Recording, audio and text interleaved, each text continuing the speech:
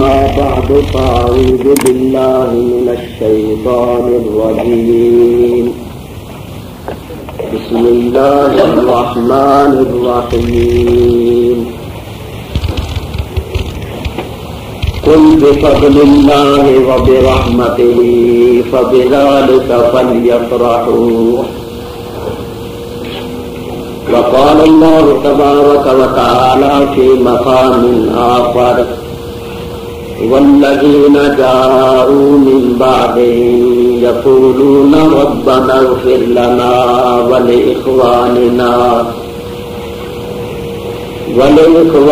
الذين سبقونا بالإيمان صدق الله العلي العظيم. درود شریف پڑھیے.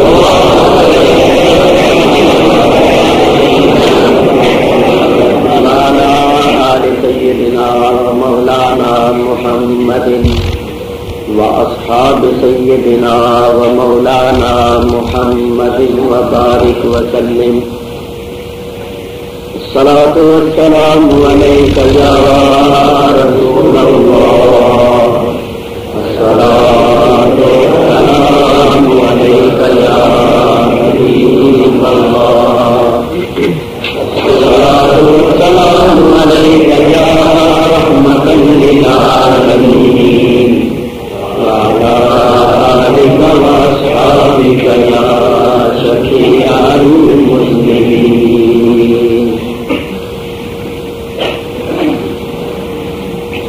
حمد و صلاۃ کے بعد دربن میں مختلف مقامات پر بہت سی تقریریں ہوئی ہیں جن میں میں نے حضور نبی کریم علیہ الصلوۃ والسلام کے فضائل اور اولیاء کرام کے فضائل اور چند ضروری مسائل بھی بیان کیے ہیں جن کا تعلق عقائد، اخلاق اور اعمال کے ساتھ تھا. آج میں آپ حضرات کے سامنے دو مسئلے بیان کروں گا. یعنی آج کی تقریر حضور علیہ الصلوۃ والسلام کے فضائل و کمالات اور معجزات پر مشتمل نہیں ہے، بلکہ دو مسئلے آپ حضرات کے سامنے بیان کروں. ایک مسئلہ یہ ہے کہ میلاد شریف کرنا جائز ہے یا نہیں، اور میلاد شریف کرنے کی برکتیں کیا، اور کھڑے ہو کر سلام پڑھنا جائز ہے یا نہیں. ایک مسئلہ یہ، حالانکہ اگر دیکھا جائے تو یہ تین مسئلے ہو جائے. میلاد شریف کرنے کا ثبوت ایک، اس کی برکتیں دو، کھڑے ہو کر سلام پڑھنے کا ثبوت اور اس کی برکتیں. دوسرا مسئلہ یہ 11ویں شریف جو ہم کرتے ہیں یہ کیوں کرتے ہیں، یہ جائز ہے یا نہیں، اور یہ کب سے چلی ہے، اور اس کے کرنے کا کیا فائدہ ہے، اور قبرستان میں جا کر جو ہم فاتحہ خوانی وغیرہ کرتے ہیں یہ جائز ہے یا نہیں. یہ مسئلے میں آپ حضرات کے سامنے بیان کروں گا. اللہ تبارک و تعالی حق کو قبول کرنے کی ہمیں توفیق عطا فرمائے. اللہ تعالیٰ ارشاد فرماتا ہے ان اللہ وملائکتہ یصلون علی النبی. بے شک اللہ تعالیٰ اور اس کے فرشتے درود بھیجتے رہتے ہیں نبی کریم علیہ الصلوۃ والسلام پر. یا ایھا الذین آمنوا، اے ایمان والو، صلو علیہ، सलात भेजो, दुरूद भेजो उन पर, वसल्लिमू तस्लीमा, और सलाम भेजो, सलाम भेजना। सब पढ़िए अस्सलातु वस्सलामु अलैका या रसूलल्लाह, अस्सलातु वस्सलामु अलैका या हबीबल्लाह, व अला आलिका व अस्हाबिका व अज़वाजिका व औलियाए उम्मतिका व उलमाए मिल्लतिका या नबी अल्लाह। अल्लाह ताला ने इस आयत में हम लोगों को दो चीजों का हुक्म दिया है, एक दुरूद भेजने का और एक सलाम भेजने। और हुक्म देने से पहले फरमाया कि मैं भी भेजता हूं, मेरे फरिश्ते भी भेजते हैं। यहां मैं एक बात करता हूं, अल्लाह ने हमें नमाज का हुक्म दिया कि नमाज पढ़ो, ज़कात का हुक्म दिया ज़कात दो, रोजे का हुक्म दिया रोजा, ज़कात का हुक्म दिया ज़कात दो, रोजे का हुक्म दिया रोजा रखो, हज का हुक्म दिया हज करो। मगर किसी हुक्म के देने से पहले ये नहीं फरमाया कि मैं भी करता हूं। नमाज पढ़ो क्योंकि मैं भी पढ़ता हूं।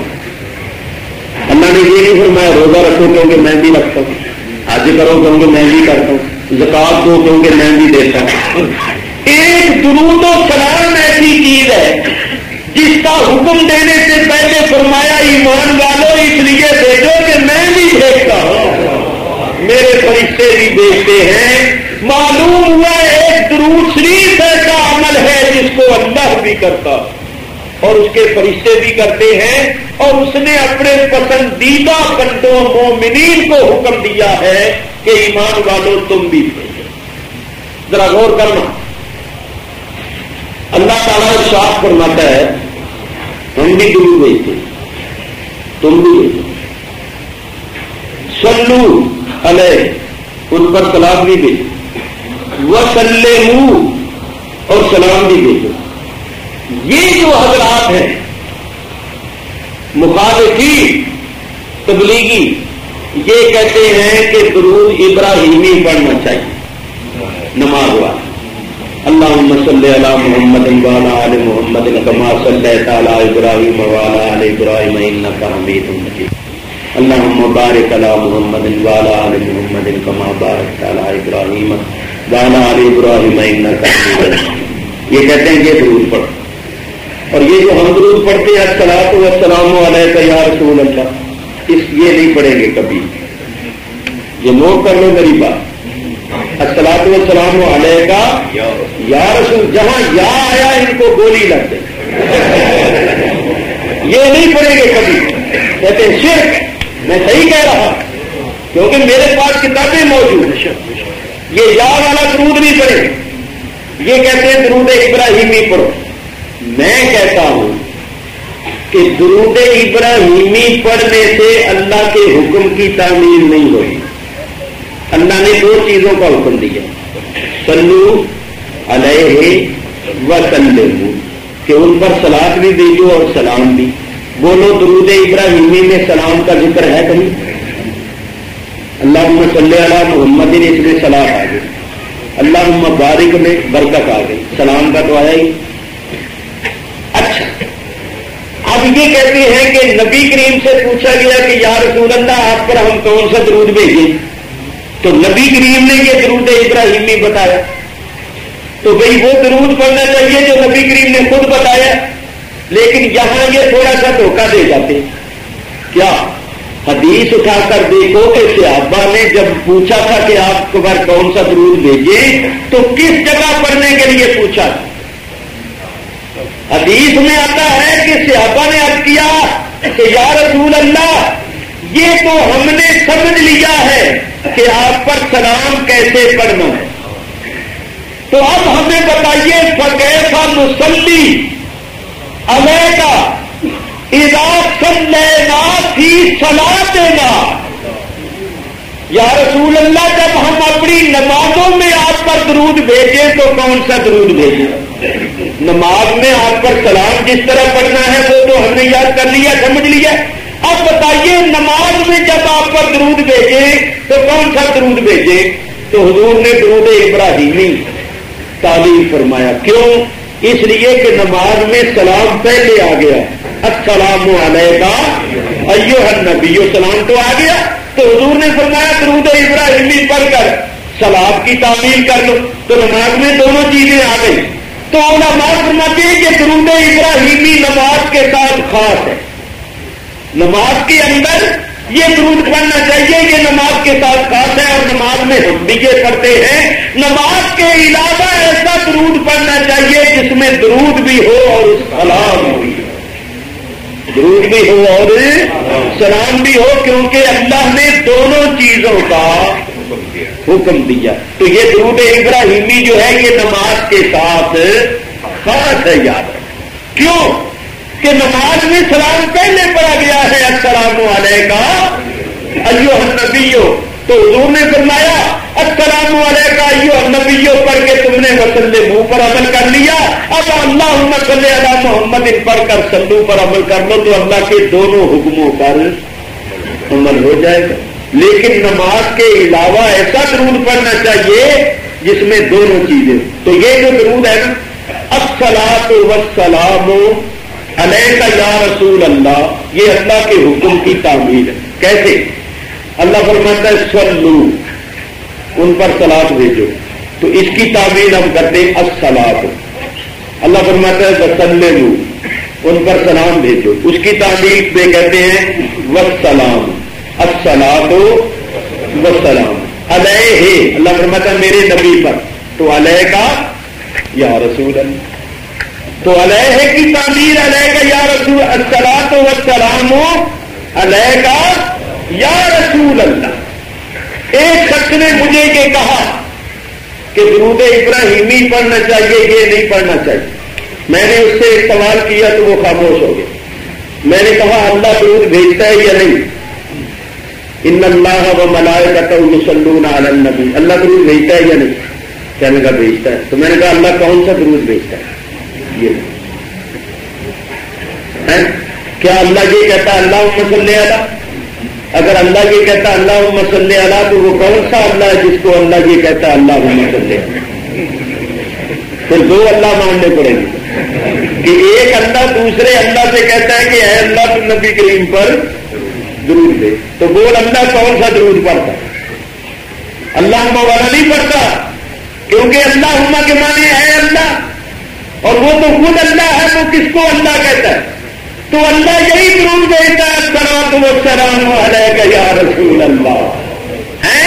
تو میرے دوستوں بزرگوں، الصلاۃ والسلام علیکہ یا رسول اللہ، یہ درود پڑھا کرو، کیونکہ یہ اللہ کے حکم کی تعمیل ہے۔ اور یہ کہتے ہیں نا یا مت کہو، تو تم ضرور کہو، کیونکہ جس چیز سے مخالف روکے اس کو ضرور کرنا چاہیے تاکہ اس کا چرچا ہو۔ تو جب بھی کوئی کہے نا درود پڑھو تو کہا کرو الصلاۃ والسلام علیکہ یا رسول اللہ، الصلاۃ والسلام علیکہ یا حبیب اللہ۔ جب یہ درود پڑھو گے شیطان کے سینگ بھاگ جائیں گے، تمہاری مسجدیں پاک ہو جائیں، گڑبڑ نہیں ہوگی انشاءاللہ۔ سمجھ گئے نا؟ اچھا، اب غور سے سننا، اللہ تعالیٰ نے ہمیں دو چیزوں کا حکم دیا، صلو علیہ وسلموا، اس کے بعد کیا فرمایا؟ تسلیما۔ میں یہاں ایک بات کرتا ہوں، ذرا غور کے ساتھ دیکھو، اللہ نے دو حکم دیے، صلو علیہ، صلاۃ بھیجو ان پر، وسلموا، اور سلام بھیجو، تسلیما۔ یہ تسلیمن جو ہے یہ مصدر ہے، یہ مصدر ہے، اور مصدر کبھی فاعل کے معنی میں آتا ہے، کبھی مفعول۔ یہاں یہ مصدر جو ہے وہ مفعول مطلق ہے، اور امر کے بعد جب مصدر کو لایا جاتا ہے، مصدر مفعول مطلق کو، تو اس کی اصل غرض تاکید ہوتی ہے، اس کی اصل غرض تاکید ہوتی ہے۔ تو ذرا اب غور کرنا، جو لوگ عربی گرامر، عربی قواعد پڑھے ہوئے ہیں وہ اس بات کو سمجھیں۔ صلو کے بعد تسلیۃ نہیں فرمایا، یعنی درود کا حکم دے کر اللہ نے تسلیتاً مصدر مفعول مطلق نہیں فرمایا. وسلموا تسلیما سلام کا حکم دے کر مصدر مفعول مطلق بیان کیا. اور مصدر مفعول مطلق کی اصل غرض تاکید ہے. تو اللہ نے درود کا حکم دے کر تاکید کا جملہ نہیں فرمایا, سلام کا حکم دے کر تاکید کا جملہ فرمایا, تاکید کا لفظ فرمایا. کیوں؟ اللہ عالم الغیب ہے, وہ جانتا تھا کہ درود سے تو نہیں روکیں گے, سلام سے روکیں گے. اللہ جانتا تھا کہ سلام سے روکنے والے پیدا ہوں گے, اس لیے سلام کا حکم دے کر تاکید کا لفظ فرمایا.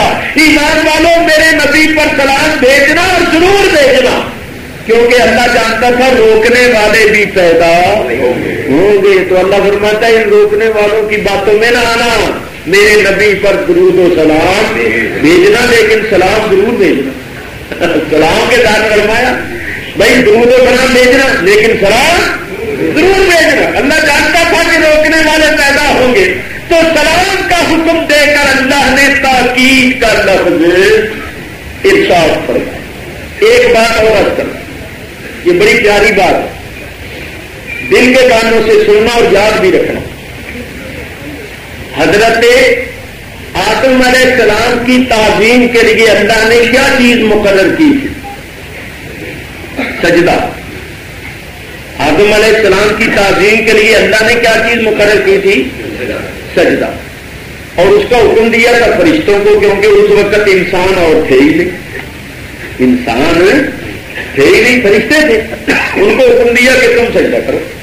یہ آدم علیہ السلام کی تعظیم. تو آدم علیہ السلام کی تعظیم کے لیے اللہ نے سجدے کا حکم دیا. حضور نبی کریم کی شریعت میں اللہ کے سوا کسی اور کو سجدہ کرنا حرام ہے, جائز نہیں. تو نبی کریم کی تعظیم کے لیے اللہ نے کس چیز کا حکم دیا؟ درود و سلام. بولو کس چیز کا حکم دیا؟ درود و سلام. چنانچہ حضور کے روضے پر جا کر کیا کرتے ہیں ہم؟ درود و سلام. یہ حضور کی تعظیم.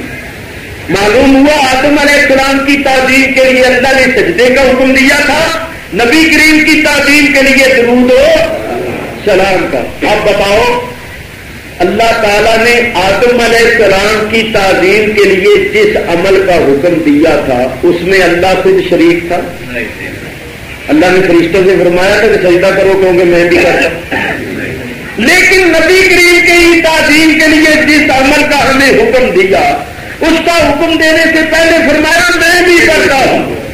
تو جس عمل میں اللہ شریک نہیں تھا اس سے جس نے انکار کیا اس کا کیا حشر ہوا؟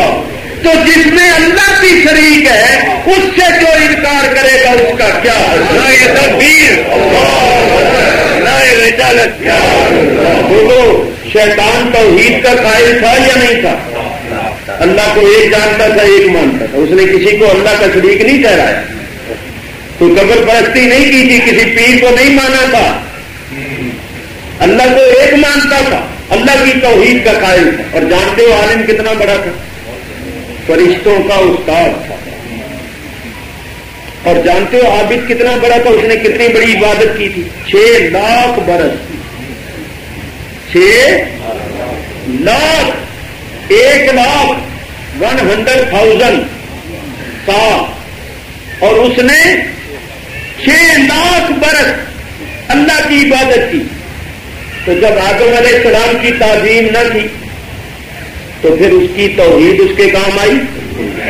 علم کام آیا؟ عبادت کام آئی؟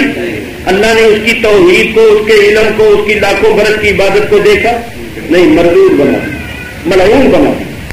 ارے آدم علیہ السلام کی تعظیم کے لیے سجدہ تھا, حضور کی تعظیم کے لیے درود و سلام ہے. اس میں اللہ شریک نہیں تھا, اس میں اللہ بھی شریک ہے. جو اس سے منہ موڑے گا اس کا کیا حشر ہے؟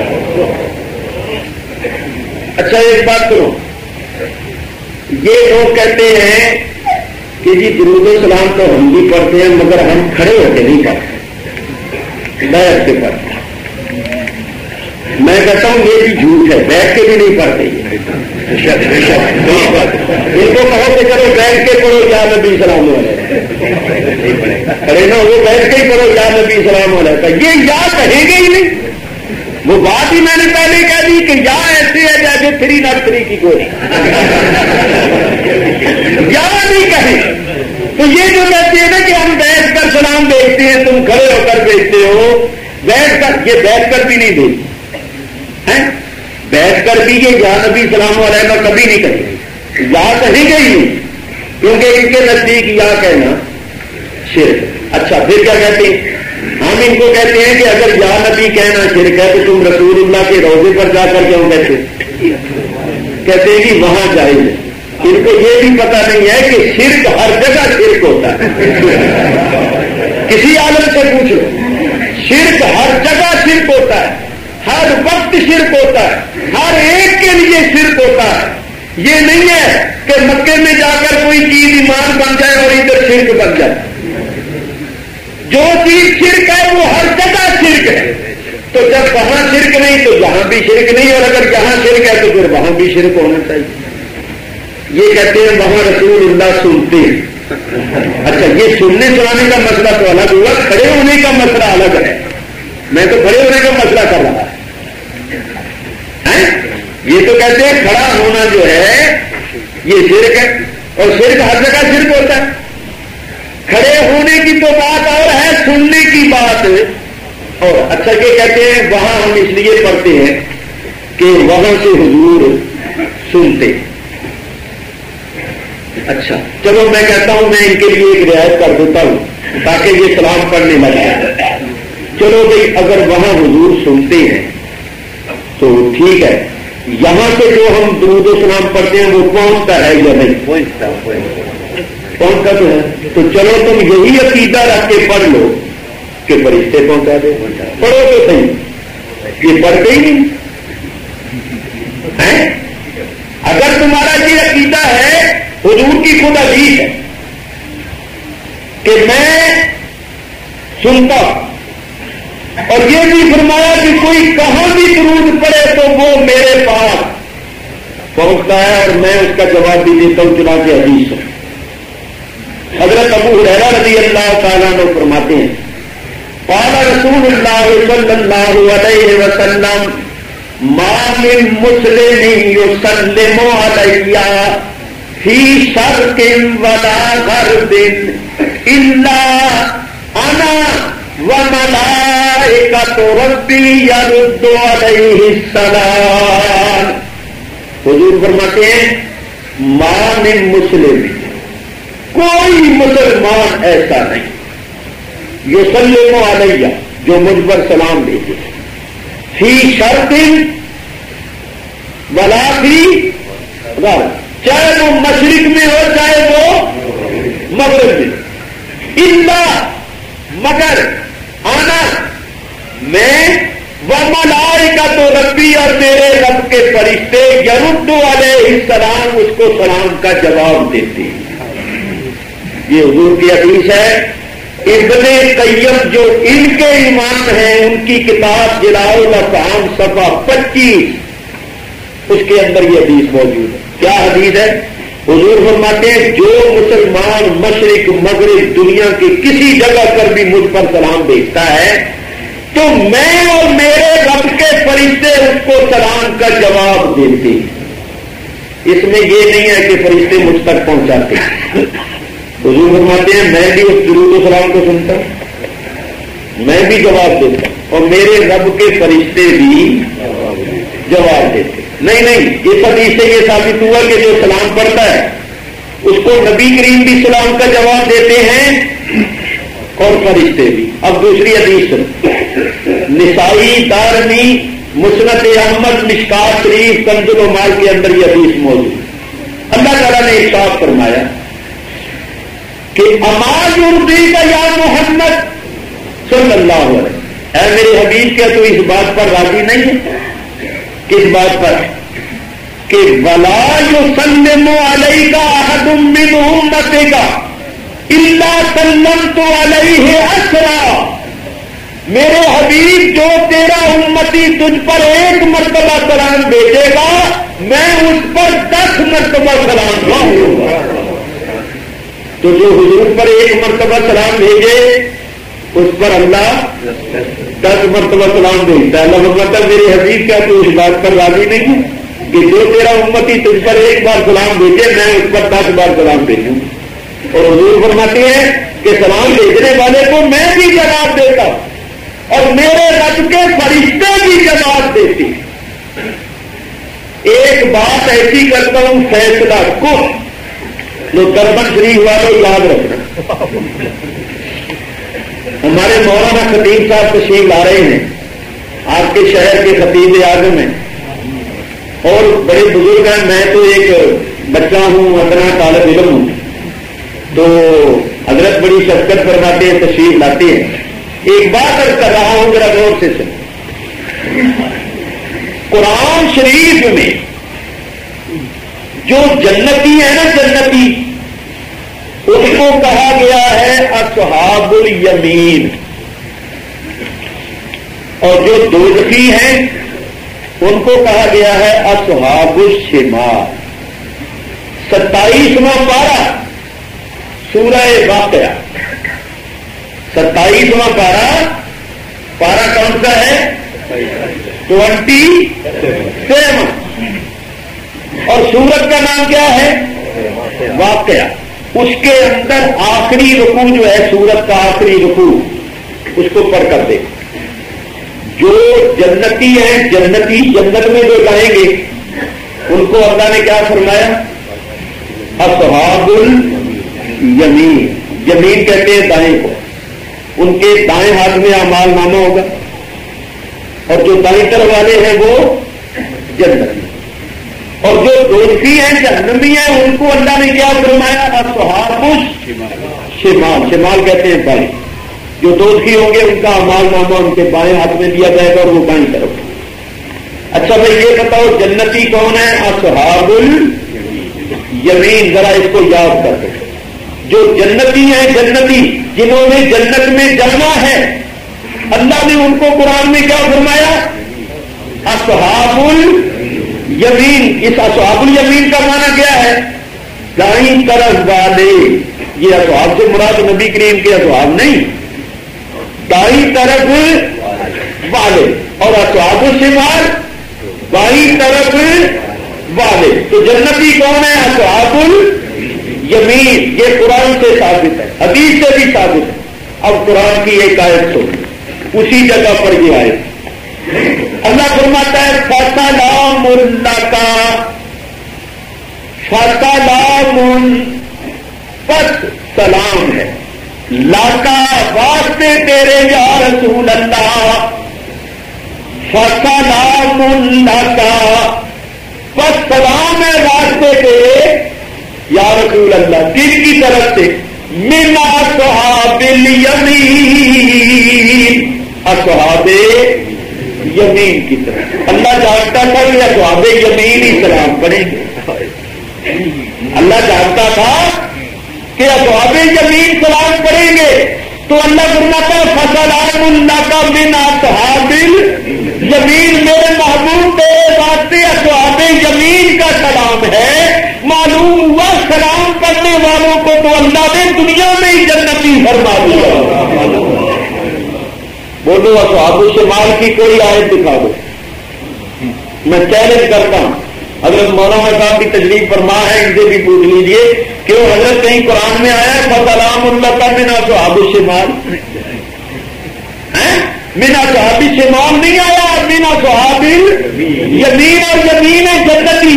تو اللہ فرماتا میرے محبوب تیرے واسطے اصحاب یمین کا سلام ہے, اصحاب شمال کا نہیں. وہ تو بدعت کہیں گے, اصحاب یمین تجھ پر سلام کریں گے. تو قرآن سے ثابت ہو گیا کہ سلام کرنے والے اصحاب یمین ہیں اور اصحاب یمین جنتی ہیں. تو انشاءاللہ سب جنت میں جائیں. اور یہ جو روکتے ہیں یہ ہے اصحاب الشمال. اچھا ایک کام کرنا, تم سلام پڑھنا چھوڑنا نہیں. اگر چھوڑ دو گے تو اصحاب یمین سے نکل جاؤ اور وہ پڑھیں گے نہیں. کیونکہ اگر وہ پڑھے تو وہ اصحاب الیمین میں آ جائیں، اصحاب الشمال سے نکل جائیں گے. انہوں نے ادھر سے نہیں نکلنا، تم نے ادھر سے نہیں نکلنا. ارے جب وہ پڑھتے نہیں ہیں تو تم پڑھنا کیوں چھوڑتے ہو؟ جب وہ جنت کی طرف آنے کی کوشش نہیں کرتے تو تم جہنم کی طرف جانے کی کیوں کوشش کرتے؟ تو اللہ تعالیٰ نے سلام پڑھنے والوں کو جنتی فرمایا. یہ قرآن کی آیت ہے، سلام ہے لاتا واسطے سے. یہ نبی کریم کو کتاب، اے نبی تیرے واسطے سلام کن لوگوں کا ہوگا؟ اصحاب الیمین، جنتیوں. تو سلام پڑھنے والے اصحاب الیمین ہیں، اور جو نہیں پڑھتے ان کو پھر تم خود ہی سمجھو. یہ کہتے کھڑے ہو کر نہ پڑھو، کھڑے ہو کر نہ پڑھو. بولو اللہ تعالیٰ نے آیت میں کوئی قید لگائی ہے کہ کھڑے ہو کے نہ پڑھنا؟ اللہ فرماتا ہے میرے محبوب پر درود اور سلام دے. کوئی قید نہیں لگائی تو کھڑے ہو کر نہ پڑھنا.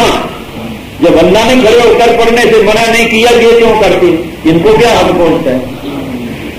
بھائی سمجھ میں آئی؟ جس کو اللہ نے منع نہیں کیا، مطلق فرمایا. اور یہ عالم بیٹھے ان سے پوچھو کہ المطلق یجری علی اطلاق، جو حکم مطلق ہوتا ہے وہ اپنے اطلاق پر جاری رہتا. یعنی اللہ تعالیٰ کسی چیز کا حکم دے اور اس کے ساتھ کوئی قید نہ لگائے تو اس کو کہتے ہیں حکم عام مطلق. جب اللہ نے اس کے ساتھ کوئی قید نہیں لگائی تو ہم لوگ اپنی طرف سے اس میں قید نہیں لگا سکتے، کیونکہ ہم کوئی شریعت کے بانی تو نہیں ہیں. وہ تو شریعت کا بانی تو اللہ ہے. تو اللہ نے کوئی قید لگائی ہے کہ تم کھڑے ہو کر مت پڑھو؟ جب اللہ نے نہیں منع کیا، یہ کیوں منع کرتے؟ اللہ کا حکم عام ہے. جو کھڑے ہو کے پڑھتا ہے وہ بھی اللہ کے حکم کی تعمیل کرتا ہے، جو بیٹھ کے پڑھتا ہے وہ بھی اللہ کے حکم کی تعمیل کرتا ہے. لیکن یہ بیٹھ کے بھی نہیں پڑھتے. جن کو بہت بیٹھ کے پڑھ کے دکھا دو، چلو کھڑے نہ ہو تو بیٹھ کے پڑھیں یا نبی سلام علیہ کا، یہ یاد رہے گا ہی نہیں کبھی. سمجھ گئے؟ حضور کے روزے پر کھڑے ہو کر پڑھا جاتا ہے. اب کوئی شریعت میں ثبوت ہے اس کا کہ کھڑے ہو کے پڑھو؟ تو ہمارا حنفیوں کا فتاوی مشہور جس کا نام ہے فتاوی عالمگیری. کیا نام ہے؟ فتاوی عالمگیری. حضرت اورنگزیب عالمگیر بادشاہ رحمت اللہ علیہ نے بڑے بڑے جید علماء کو بٹھا کر وہ فتاوی مرتب کروایا، جو قرآن حدیث اور فقہ حنفی کا خلاصہ. اس کا نام ہے فتاوی عالمگیری. اس میں یہ لکھا ہوا ہے کہ جب نبی کریم پر سلام بھیجو تو کس طرح کھڑے ہو؟ وہ یاتے سو کما یاتے سو سلام، اسی طرح ہاتھ باندھ کے کھڑے ہو جس طرح نماز میں کھڑے ہو. اور سنو، یہ کھڑے ہونا نبی کریم کی تعظیم. بولو جب کوئی سردار آتا ہے تو اس کی تعظیم کے لیے لوگ کھڑے ہوتے ہیں. تم یہاں بیٹھے ہوئے ہو کراچی میں منہ سے نکل گئے، دربن میں تم بیٹھے ہوئے ہو اور تمہارے دربن کا میئر آ جائے یا کوئی کمشنر آ جائے تو بیٹھے رہو گے؟ وہ ابھی دوری ہو کر کھڑے ہو جاتے ہیں. اور تم چھوٹے چھوٹے آدمیوں کے لیے کھڑے ہو جاتے ہو. ہم رسول اللہ کے لیے کھڑے ہوتے ہیں. ہم کوئی رسول اللہ کو خدا تو نہیں سمجھتے، اللہ کا رسول ہی سمجھتے ہیں. بنیت تعظیم اور احترام کھڑے ہوتے ہیں. اور سردار کی تعظیم کا حکم خود رسول اللہ نے دیا ہے. مشکات شریف کے اندر حدیث موجود ہے. نبی کریم کے پاس دو قبیلے کسی مقدمے کا فیصلہ کروانے آئے. ان میں ایک قبیلہ تھا انصار کا. تو قبیلے کے لوگ آ گئے، مگر اس قبیلے کے جو سردار تھے حضرت سعد وہ ابھی نہیں آئے. حضرت سعد بن عبادہ یہ قبیلہ انصار کے سردار، ان کا انتظار تھا کہ وہ آ جائیں تو معاملہ گفتگو شروع ہو گئے. جب حضرت سعد آئے تو نبی کریم نے قبیلہ انصار سے فرمایا قوموا الی سیدکم، اپنے سردار کے واسطے کھڑے ہو جاؤ، اپنے سردار کے واسطے کھڑے ہو جاؤ. امام نبوی شارح صحیح مسلم اس حدیث کی شرح میں فرماتے ہیں کہ ثابت ہوا کہ کوئی بڑا سردار آئے قوم کا یا کوئی بڑا ہے تو اس کی تعظیم کے لیے کھڑا ہونا یہ خود حضور کے حکم سے ثابت. تو جب دنیا کے سرداروں کی تعظیم کے لیے کھڑا ہونا جائز ہے تو جو ساری کائنات کا سردار ہے، جو سارے نبیوں کا سردار ہے، اس کی تعظیم کے لیے کھڑا ہونا یہ شرک ہے، یہ بدعت ہے۔ میں نے یہ کتاب اسی مسئلے میں لکھی ہے۔ چاروں مذہبوں کے مفتیوں نے فتویٰ دیا ہے کہ حضور کی تعظیم کے لیے کھڑا ہونا جائز ہے۔ چنانچہ علامہ عثمان بن حسن محدث دمیاطی فرماتے ہیں قد اجتمعت الامۃ المحمدیۃ من اہل السنۃ والجماعۃ علی استحسان القیام المذکور وقد قال صلی اللہ علیہ وسلم لا یجتمع امتی علی الضلالہ۔ وہ فرماتے ہیں کہ نبی کریم کی امت کے علماء اہل سنت کا اس بات پر اجماع ہے، سب اس بات پر متفق ہے کہ نبی کریم کی تعظیم کے لیے قیام کرنا بہت اچھی بات ہے، یہ مستحسن ہے، یہ مستحب ہے۔ اور حضور کا فرمان ہے کہ میری امت گمراہی پر کبھی جمع نہیں ہو سکتی، گمراہی پر متفق نہیں ہو سکتی۔ اور وہ کہتے ہیں ساری دنیا کے علماء اہل سنت اس بات پر متفق ہیں، تو یہ بالکل ثابت ہے، جائز۔ آگے چلیے، علامہ جمال بن عبداللہ بن عمر مکہ شریف کے جو حنفیوں کے مفتی تھے، وہ فرماتے ہیں القیام عند ذکر مولدہ صلی اللہ علیہ وسلم استحسنہ جمع من السلف۔ فرماتے ہیں نبی کریم کی ولادت کے ذکر کے وقت قیام کرنا، کھڑے ہو کر سلام پڑھنا، یہ مستحسن ہے، اور سلف کی جماعت نے اس کو مستحسن کہا ہے۔ اسی طرح میرے دوستو بزرگوں، تم چھوڑو، خود ان کو لے لو، یہ جو دیوبندی حضرات ہے تبلیغی، ان کے پیر و مرشد حاجی امداد اللہ صاحب مہاجر مکی، ہم بھی کہتے ہیں رحمت اللہ تعالی، کس کے پیر ہیں وہ؟ مولوی اشرف علی تھانوی کے پیر، مولوی رشید احمد صاحب گنگوئی کے پیر، مولوی محمد قاسم نانوتوی کے پیر، مولوی خلیل احمد امبے، جتنے دیوبند کے بڑے بڑے مولوی ہیں ان سب کے پیر و مرشد، اور انہوں نے ان کی بڑی تعریف کی ہے حاجی صاحب کہ وہ کتنے بڑے بزرگ، تو وہ کہتے ان کی بات، اور کمال یہ ہے کہ بات ہے حاجی امداد اللہ صاحب کی، لکھنے والے ہیں مولوی اشرف علی صاحب صاحب کی۔ میرے پاس کتاب موجود ہے، میں کراچی سے ساتھ لے کر آیا ہوں، جس کا دل چاہے دیکھ لو۔ حاجی صاحب کیا کہتے ہیں اگر کسی عمل میں عوارض غیر مشروع لائق ہوں تو ان عوارض کو دور کرنا چاہیے، نہ یہ کہ اصل عمل سے انکار کر دیا جائے۔ ایسے امور سے انکار کرنا خیر کثیر سے بعد رکھنا، جیسے قیام مولود شریف، اگر بوجہ آنے نام حضرت صلی اللہ علیہ وسلم کے کوئی شخص تعظیماً قیام کرے تو اس میں کیا خرابی ہے؟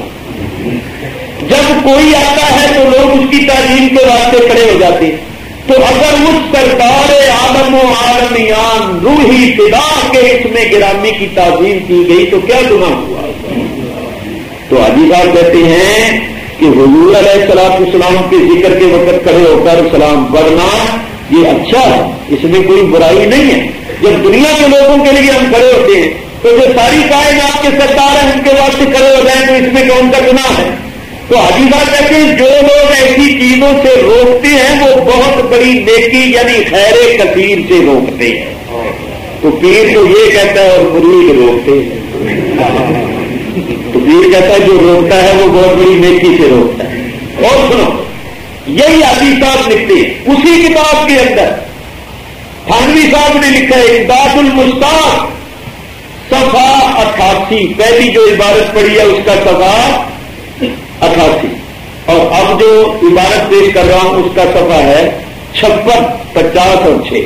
لکھتے ہیں جس وقت قیام کیا جائے، کھڑے ہو کر سلام پڑھا جائے، اس وقت عقیدہ کیا رکھے، یہ حاجی صاحب لکھ رہے ہیں۔ ان کے پیر لکھتے ہیں کہ قیام کے وقت احتقاد تولد کا نہ کرنا چاہیے. اگر احتمال تشریف آوری کا کیا جائے تو مذائقہ نہیں، کیونکہ عالم خلق مقید بزمان و مکان ہے، لیکن عالم امر دونوں سے پاک ہے. بس قدم رنجا فرمانا داتے بابرکات کا بعید نہیں. لو کمال کر دیا انہوں نے. پتا کیا کہہ رہے ہیں؟ کہتے ہیں جب کھڑے ہو کے سلام پڑھو تو یہ عقیدہ نہ رکھو کہ اس وقت نبی کریم کی ولادت ہو رہی ہے، اس وقت نبی کریم کی پیدائش ہو رہی ہے، بلکہ یہ عقیدہ رکھو کہ رسول اللہ تشریف لا رہے ہیں. یہ اعتقاد کر کے سلام کرو کہ رسول اللہ تشریف لا رہے. آگے چونکہ وہ صوفی ہے نا، عارف ہے، تو انہوں نے عارفانہ بات کی ہے کہ عالم خلق مقید کا زمان و مکان ہے، لیکن عالم امر دونوں سے پاک ہے. نبی کریم کی روح تشریف لا سکتی ہے ایک منٹ. یہ مسئلہ میں ذرا وضاحت کروں. ایک ہے عالم خلق اور ایک ہے عالم امر. سمجھنے کے لیے مختصر کروں، یہ ہمارا جسم جو ہے یہ عالم خلق ہے اور ہماری روح جو ہے یہ عالم امر ہے. تو حاجی صاحب فرماتے ہیں کہ یہ جسم جو ہے نا یہ زمان مکان میں مقید ہوتا ہے، روح مقید نہیں ہوتی. روح کے لیے قرب و بعد کوئی چیز نہیں. روح ایک منٹ میں لاکھوں کروڑوں میلوں کا فاصلہ طے کر جاتی، کیونکہ روح اور نور کا جو معاملہ ہے یہ اور ہے. تو فرماتے ہیں کہ نبی کریم سراپا نور ہے، سراپا روح ہے. تو نبی کریم کی روح پاک ایک آنکھ جھپکنے سے پہلے تشریف لا سکتی ہے. تو وہ فرماتے ہیں جب سلام پڑھو تو یہ عقیدہ رکھو کہ نبی کریم تشریف لا رہے ہیں، کیونکہ حضور نور ہے. اگر ہم یہ عقیدہ رکھ کے پڑھیں گے تو سرکار تشریف لے آئیں گے، کیونکہ سرکار کے لیے تشریف لانا کوئی مشکل نہیں. چنانچہ میں ایک بات آپ کو بتاؤں عالم امر کی. یہ ہماری آنکھ جو ہے، آنکھ کا یہ پردہ، گوشت، بال، یہ پتلی، یہ ڈھیلا، یہ عالم خلق ہے. اور اس کے اندر جو نور ہے، روشنی ہے، وہ عالم امر ہے. تو ذرا دیکھو یہ ہماری آنکھ کا نور جو ہے اس کی رفتار کتنی تیز ہے. اب آپ مسجد سے باہر نکلو تو سورج کتنے میلوں پر ہے؟ سورج کتنی دور ہے؟ کروڑ میلوں کے فاصلے پر، کروڑ میلوں. آنکھ بند کر لی کچھ نظر نہیں آئی، آنکھ کھل لی تو آنکھ سے نور نکلا تو وہ لوگ کتنی دیر میں سورج تک پہنچ گئے؟ کتنی دیر لگی؟ اچھا وہ پہنچا ہی نہیں ہے، واپس بھی آیا ہے. یہ جو آپ کا ذہن ہے نا، یہ ایک کیمرہ ہے.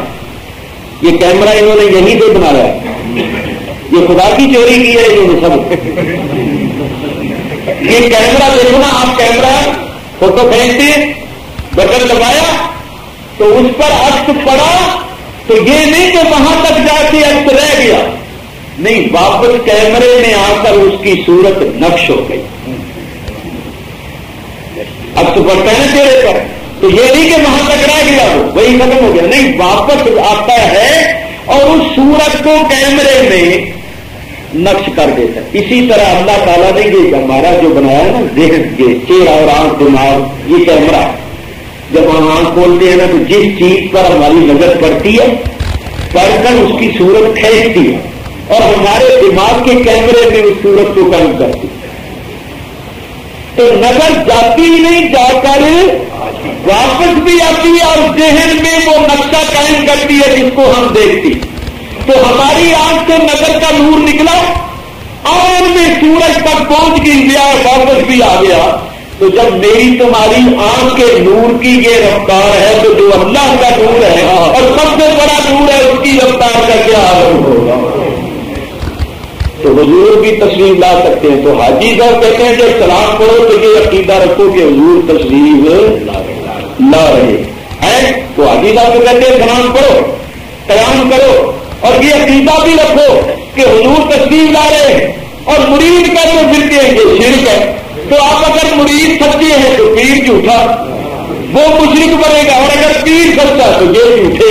تو میں تو ان سے کہا کرتا ہوں کہ ہمیں مشرک بعد میں بنانا، پہلے تم اپنے گھر میں تو فیصلہ کر لو، اور اپنے پیر مرید تو فیصلہ کر لو کہ کون سچا ہے اور کون جھوٹا ہے، کون مسلمان ہے اور کون مشرک ہے. تم اپنے گھر میں فیصلہ کرو. ہم دیوانوں کو رہنے دو، ہم عاشقوں کو مت چھوڑو. ہم تمہیں تو نہیں کچھ کہتے، ہم تو اپنے رسول پر سلام بھیجتے ہیں. سبحان اللہ. کراچی میں اسی طرح ایک مسجد میں سلام پڑھا جاتا تھا، اس کا جھگڑا پڑ گیا، کیس چلا گیا عدالت میں. مسلمان جج تھا پاکستان میں، تو سارے جج مسلمان یہ شاید ہی نہیں ہوگا. تو جو سنیں گے تبلیغی دوسرے، انہوں نے کہا جی یہ سلام پڑھتے ہیں تو ان کو روکا جائے. مسلمانوں نے بڑی شاندار بات کی. مسلمانوں نے کہا کہ ہم اپنے نبی پر سلام پڑھتے ہیں، ان کو کچھ نہیں کہتے. ہم یہ جو سلام پڑھتے ہیں ہم تو اپنے نبی پر سلام پڑھتے ہیں. تو جج مسلمان کا غلطی سمجھ چلتا، مطلب اس نے کہا کہ بھائی ذرا وہ سلام جو تم پڑھتے ہو اس کا جھگڑا ہے جو مجھے پڑھ کے سناؤ. سنیوں نے عدالت میں شروع کر دیا یا نبی سلام علیہ. اچھا وہ جج کہنے لگا اس کا معنی بھی بتاؤ، حالانکہ وہ سب کچھ جانتا. تو مسلمانوں نے کہا جی ہم پڑھتے ہیں یا نبی سلام علیہ، اے نبی آپ پر سلام. یا رسول سلام علیہ، اے رسول آپ پر سلام. یا حبیب سلام علیہ، اے حبیب آپ پر سلام. سلامات اللہ علیہ، اللہ کا درود آپ پر. تو وہ جج جو تھا مجسد وہ مخالفوں سے کہنے لگا کہ یہ تو نبی کریم پر سلام بھیجتے ہیں، تمہیں تو کچھ نہیں کہتے. وہ تمہیں کوئی گالی دیتے ہو، تمہیں کچھ برا بلا کہتے ہو تو تمہیں تکلیف ہونی چاہیے. یہ تمہیں تو نہیں کچھ کہتے، یہ تو اپنے رسول پر سلام بھیجتے ہیں، تو اس سے تمہیں کیا تکلیف ہوتی ہے؟ وہ کہنے لگے جی بات یہ ہے کہ یہ بدعت ہے، ہم اس کو برداشت نہیں کرتے. تو وہ جج جو تھا وہ بڑا شاندار تھا. اس نے مسلمانوں سے کہا اچھا بھائی تم مسجد میں سلام نہ پڑھنا، وہاں ڈھول بجانا، وہاں باتیں بجایا کرو، وہاں ناچ گانے کیا کرو. تو وہ تبلیغی صاحب نے کہا جی افسوس ہے آپ ایسی بات کر رہے ہیں، مسجد میں ڈھول، مسجد میں ناچ گانے. تو کہنے لگا جب تم مسجد پر رسول اللہ کا سلام نہیں پڑھنے دو گے تو ڈھول ہی بجائیں گے. پھر رسول اللہ پر تم سلام نہیں پڑھنے دیتے ہو تو پھر کیا کریں؟ اب مسجد میں اگر رسول اللہ پر سلام پڑھنے تمہیں برا لگتا ہے تو پھر تو ڈھول بجے ہی بج نہیں چلتی. چنانچہ اس نے سنیوں کے حق میں فیصلہ کر دیا کہ سلام پڑھو، اور پولیس کو حکم دیا اگر یہ بند کریں تو ان کو بند کریں، تو ان کو اندر جیل میں بند کریں. تو ذرا سن کے خدا کے لیے کہ یہ جو سلام ہے اس میں کیا ہے. بھائی تم ایک دوسرے کو سلام کہتے ہو یا نہیں؟ سلام علیکم. اچھا جب کسی کو خط لکھتے ہو، لیٹر لکھتے ہو تو کیا لکھتے ہو؟ السلام علیکم. وہ تمہارے پاس حاضر ہوتا ہے؟ وہ تو پاکستان میں بیٹھا ہے، تو یہاں سلام علیکم کہہ رہے ہیں. تمہیں کیوں لکھنا چاہیے؟ سلام ہو اس پر جو پاکستان میں ہے اور پتا نہیں ہے بھی کہ نہیں ہے. ارے جو پاکستان میں بیٹھا تم یہاں بیٹھے بیٹھے اس کو سلام علیکم کہتے ہو، خط میں لکھتے ہو. ہم رسول اللہ کو سلام کہتے ہیں، تم شرک کرتے ہو. کچھ عقل سے بھی کام لو. نماز میں پانچوں وقت پڑھتے ہو السلام علیکم ایھا النبی ورحمۃ اللہ وبرکاتہ. تو یہ سلام پڑھنا جائز ہے. تو جی میں اپنی تقریروں میں بہت بیان کر چکا ہوں. اور کھڑا ہونا نبی کریم کی تعظیم ہے، اور نبی کریم کی تعظیم بحکم رب العالمین ہم پر واجب. تو میلاد شریف کرنا بھی جائز ہے، اس کی برکتیں بھی میں نے آپ کے سامنے بیان. سلام پڑھنا بھی جائز ہے، اور کھڑا ہونا یہ رسول پاک کی تعظیم. اور اس سلام کے پڑھنے سے کتنا اجر و ثواب ملتا ہے. بندے رونی وہ پہنچاتے ہیں مجھ کو من امت السلام، من امت یہ سلام، میری امت کا سلام وہ مجھ تک پہنچاتے ہیں. یعنی رب نے ان کی ڈیوٹی یہی لگائی ہے کہ جاؤ ان لوگوں کو ڈھونڈو، ان لوگوں کو دیکھو جو میرے نبی پر سلام بھیجتے ہیں اور ان کا سلام میرے نبی تک پہنچتا ہے. تو الحمدللہ دربن میں تو آج روز ہی پھیرا ہے. دربن میں جو فرشتوں کا آج روزانہ پھیرا، فرشتوں کی جماعت اب ڈھونڈتی ہے. تو کبھی جناب 7 یونٹ میں اور کبھی 1 یونٹ میں اور کبھی جامعہ مسجد میں اور کبھی دوسرے مقامات پر سلام ہوتا ہے. تو فرشتے روز ڈائری پیش کر رہے ہیں اللہ رسول کی بارگاہ میں کہ یا رب العالمین دربن میں تو تیرے محبوب کے غلام اب روز ہی سلام دیتے ہیں.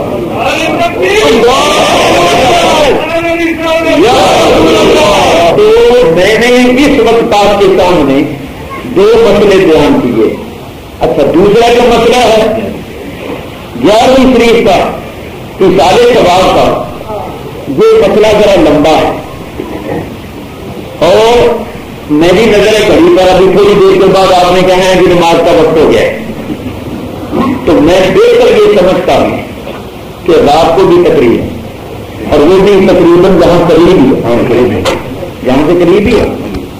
تو میں یہ مسئلہ ذرا تفصیل سے بیان کرنا چاہتا ہوں اور انشاءاللہ یہ مسئلہ میں ایسا بیان کروں گا کہ آپ سنیں گے تو آپ کی معلومات میں اضافہ ہوگا، بہت سے شکوک و شبہات دور ہوں گے. ثواب کس چیز کا پہنچتا ہے، کس چیز کا پہنچانے والے کو کیا ملتا ہے، جس کی روح کو ثواب پہنچایا جاتا ہے اس کو کیا ملتا ہے. قبروں میں پھول ڈالنا جائز ہے یا نہیں؟ دفن کرنے کے بعد قبر پر پڑھنا، دعائیں مانگنا، فاتحہ پڑھنا، نماز جنازہ کے بعد دعا مانگنا، اس کے بعد جو ہم سوئم کرتے تجا 40واں برسی عرس، یہ سارے مسئلے میں نے بیان کر دیے. 11ویں شریف کب سے چلی ہے، اصل چیز کیا ہے، کرنے والے کو کیا ملتا ہے، اور اس کے ساتھ ساتھ جتنے بھی مسائل ہیں ایصال ثواب کے ساتھ تعلق رکھنے والے وہ موٹے موٹے بیان کروں گا. اس کی سب کو ضرورت ہے کیونکہ کوئی ایسا نہیں ہے جس کے اباؤ اجداد میں عزیزوں اقارب میں لوگ نہیں مرے ہوئے اور ہم نے بھی مرنا ہے. تو ہمیں یہ مسئلے یاد ہونے چاہیے تاکہ جو لوگ فوت ہو چکے ہیں ہم ان کو فائدہ پہنچا سکیں اور اپنی اولادیں سنیں گی تو وہ ہمارے لیے کچھ کریں گے. تو یہ ایک پوری تقریب ہے جس میں تقریباً 1.5-2 گھنٹے لگیں گے، وہ بھی اس صورت میں جبکہ میں اختصار کے ساتھ بیان کروں.